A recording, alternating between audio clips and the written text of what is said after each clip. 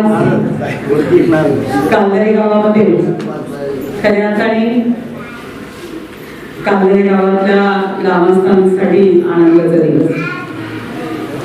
6वं वर्ष आहे सप्ताह करत असताना आजचा दुसरा दिवस आहे आणि आपण सांगितलं की या ठिकाणी कार्यक्रमाला खास करून आवर्जून युवा नेते आमदार अतुलजी बेनके हे देखील उपस्थित आहेत.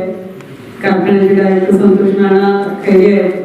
या ठिकाणी या विभागाचे पंचायत समिती सदस्य देवीजी कांजाळे आहेत. माजी जिल्हा परिषद सदस्य आणि माझे सहयोगी भाऊ देवाडे आहेत. त्या ठिकाणी पंचशील चतुर आहेत. सूर्यकांतजी हांडे आहेत. त्याचबरोबर नव्याने सुरुवात झालेली आमचा अजिंक्य असेल, ललितजी असतील, सर्वच मंडळी. कारण एवढा वेळ घालवला तर आमच्या महिलांना जरा कंटाळा येईल. कारण तसंच महाराज वेळ आपण त्यालाच घेतला.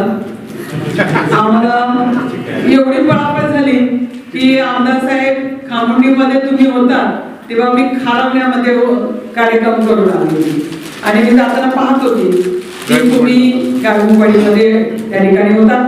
त्याच्यानंतर मी नेतवडला गेली. नेतवडला पुणमताईचा त्या ठिकाणी वाढदिवसाचा कार्यक्रम नव्याने बिनविरोध निवड झालेली महिला इथून निघाली. बल्लाळवाडीला 2 वाढदिवस केले. त्यांना सांगत होतो पोचतोच.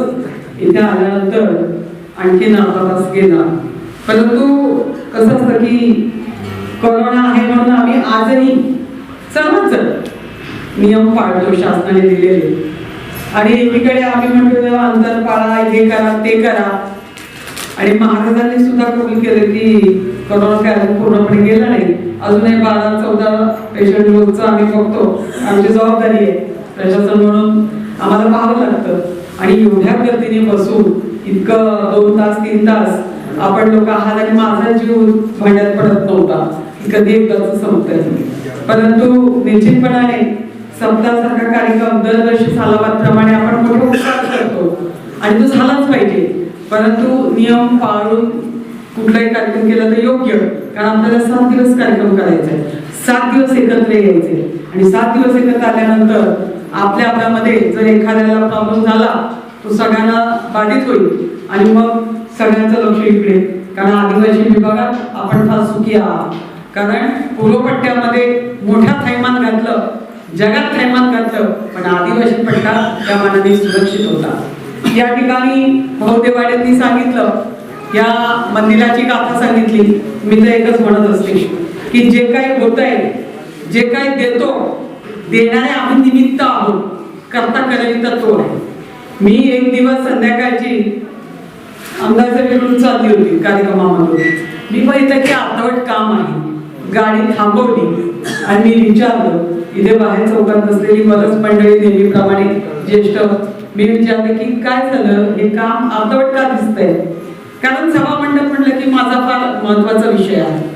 कारण संपूर्ण तालुक्यामध्ये 250-300 सभामंडप आपण दिले असतील.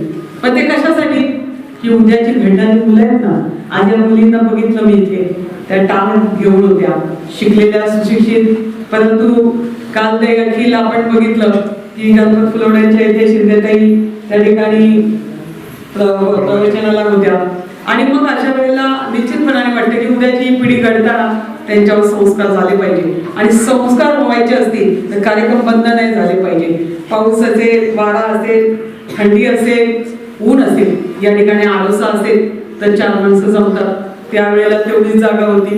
आम्हाला आपण सांगितलं, आम्ही विचारलं, वाढवून दिलं, मोठं झालं. आता तुमचं असं आहे, कसं असतं की देणाऱ्याने देत जावं, घेणाऱ्याचे हातच घ्यावे.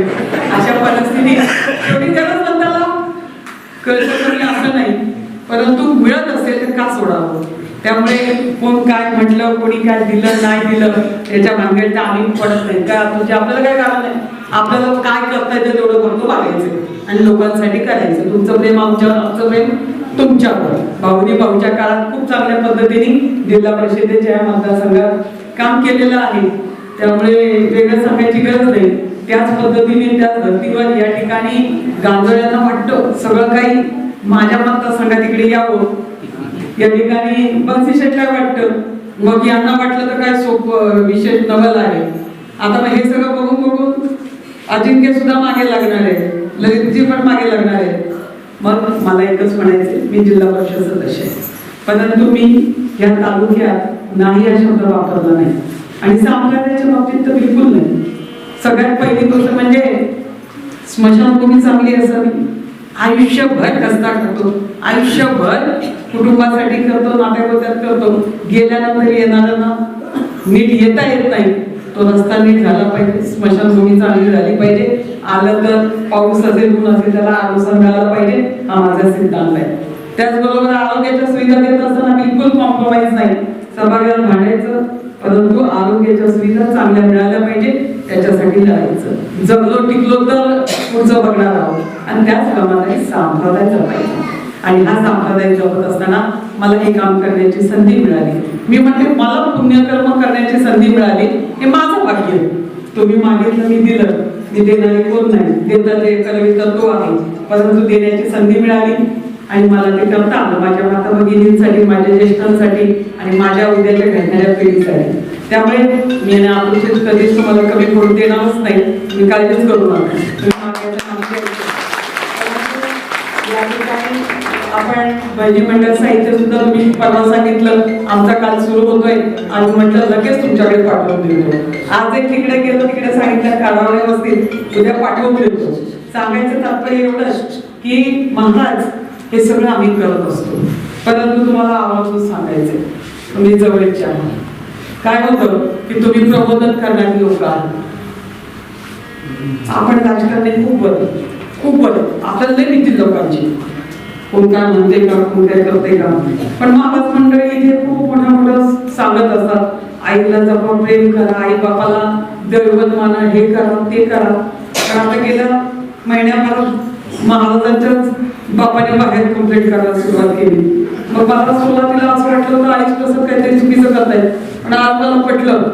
कारण जिल्हा परिषदेच्या माध्यमातून आता पगारातून कठीण केले, जे आई बापाला सांभाळत नसतील, लक्ष देत नसतील, तर त्या कर्मचाऱ्याच्या पगारात कपात करायची, त्या आई बापाला द्यायची. पोटगी चालायची ती बायकोसाठी असायची, नवऱ्याने नाही सांभाळली. आणि आई बापाला सांभाळत नसेल तर त्याला निश्चितपणाने त्याच्या असणाऱ्या हिश्श्यातून, त्याच्या येणाऱ्या पगारातून, त्याच्या असणाऱ्या रोजच्या ह्याच्यातून कापून पैसे घेण्याची आणि शासनाने सुद्धा तसा नियम काढलेला आहे.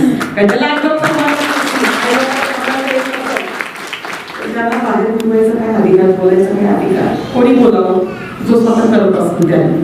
त्यामुळे निश्चितपणे या ठिकाणी आम्ही करणाऱ्या माणसाचं मानतो. कोणीतरी सेवा केली म्हणून त्याची साडेसोळीनी ओढी भरली, हा भाग वेगळा. अतुलजींना माहिती आहे, पण ते पप्पांची सेवा करतायत, त्यांचं कुटुंब करतायत, आपल्याला अभिमान आहे, आपण करावं. महाराजांनी कृपा करून आमची विनंती, तुमचे सहयोगी आहे, जवळपासचे आहे, पण जरा लक्ष द्या. एक तुमचीच सगळ्यांची कधीतरी बैठक होऊ द्या आणि आपण आपल्या घरातल्या ज्येष्ठांना कसं सांभाळावं, आपल्या आई बाबाला आपण नीट सांभाळलं तरच आपल्याला ह्या समाजाला सांगता येईल, उद्याच्या पिढीला सांगता येईल आणि तरच त्या पिढीला ते खऱ्या अर्थाने रुचेल. आणि त्यामुळे तुम्ही कुठेतरी ही सुरुवात चांगल्या पद्धतीने करावी अशी हात जोडून विनंती आहे, विनम्र विनंती आहे. कारण ज्याला आईबाप सांभाळता आलं त्याला काही तू काळजी करू नको, काही करू नको, तीर्थाला जाऊ नको, इथंच विठ्ठल रुक्माई त्यांच्यात बघ, त्यांची सेवा कर, कुठं जायची गरज नाही. तुम्ही लोकांना सांगता, पण आम्ही आता तुम्हाला आज सांगायची वेळ आली. हे माझं मी दुर्भाग्य समजते, अशी वेळ येऊच नाही. माझ्या उद्याच्या घडणाऱ्या मुली मुलं यांना आपण सांगतो, शिकवतो. घरात शुभम करून ते राहिलं नाही. आजी आजोबा पहिले घ्यायचे, आमच्या आजी आजोबा आमच्याकडे संध्याकाळी सांगत गे, हातपाय करून दुसऱ्या शाळेत आलो की शुभम करोती म्हणा की आम्ही म्हणायचो. आता ते राहिलं नाही, एकत्र कुटुंब पद्धती राहिली नाही. मोबाईलचा जमाना आलाय, जेवताना सुद्धा माणसं मोबाईलवर बोलायला लागली, मोबाईलवरच बघायला लागली. त्यामुळे कृपा करून ही संस्कृती आहे, संस्कार आहे, हे ह्या तुमच्या पट्ट्यामध्ये म्हणजे खरोखरच पूर्व पट्ट्यापेक्षा आदिवासी पट्ट्यामध्ये जेव्हा हे सगळं पाहिलं की आमचं पण ऊर भरून येतं. तुम्ही आम्हाला काही सांगा, आम्ही तुमच्यासाठी सदैव तत्पर आहोत, कुठे कमी पडणार नाही. आपले संस्कार, आपली संस्कृती, आपल्या पूर्वजांनी दिलेली आपली परंपरा आपण जपली पाहिजे. ते जपण्यासाठी या ठिकाणी तुमची सेवा करण्याची संधी मला मिळाली त्याबद्दल निश्चितपणाने कांदळे ग्रामपंचायतीने या ठिकाणी बोलवलं, या ठिकाणी आमचं आदर तिथे केलं, त्याबद्दल मी आपल्या सर्वांची आभारी आहे. या ठिकाणी जास्त न बोलता येणाऱ्या काळामध्ये खरोखर महाराज कोरोना आता येणारच नाही, कारण आता कोरोना हद्दपार आपण करूया, परंतु शासनाने दिलेल्या नियमांचं पालन करून करूया तरच ते होईल एवढंच सांगते आणि या ठिकाणी थांबते. चैतन्य ज्वेलर्स आपल्यासाठी घेऊन येत आहे शुभमंगल महोत्सव 2021. कालावधी दिनांक 28 जानेवारी 2021 ते दिनांक 28 मार्च 2021 पर्यंत. गावठी चांदी खरेदी केल्यास मजुरीसह मोफत. जितक्या वजनाचे सोने तितक्याच वजनाची अगदी चांदीही मोफत. शुभमंगल महोत्सव 2021. कालावधी 28 जानेवारी 2021 ते 28 मार्च 2021 पर्यंत. फक्त चैतन्य ज्वेलर्स, सराफ आणि मनी लेंडर्स. पत्ता मुंजाबाद चौक, ओतूर. त्याचप्रमाणे दुकान number 12, 13 Sai plaza complex, Pune Nashik highway, Alephata. Shubhmangal महोत्सव 2021 फक्त चैतन्य ज्वेलर्स मध्ये. तेव्हा आजच संपर्क करा आणि आपल्या शुभ कार्यासाठी सोने चांदीचे दागिने फक्त चैतन्य ज्वेलर्स मध्येच करा. चैतन्य ज्वेलर्स, आपल्या हक्काची पेढी.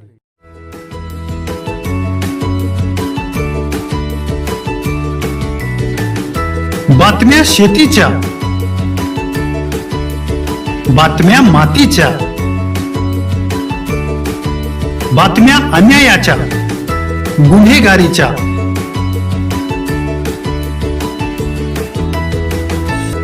राजकारणाच्या आणि समाजकारणाच्या, शोषणाविरुद्ध बुलंद आवाज, जनसामान्यांच्या हुंकाराची गाज, सत्कार्याला प्रोत्साहन, दुष्कृत्याला अनुशासन, निर्भीड, निस्पृह, सडेतोड, बेधडक आणि रोखठोक म्हणजेच विघ्नहर टाइम्स. शोध बातमीचा, ध्यास सत्याचा. आपलं चॅनल, आपली बातमी. सबस्क्राईब तर कराच, पण बेल आयकॉनवर क्लिक करायलाही विसरू नका.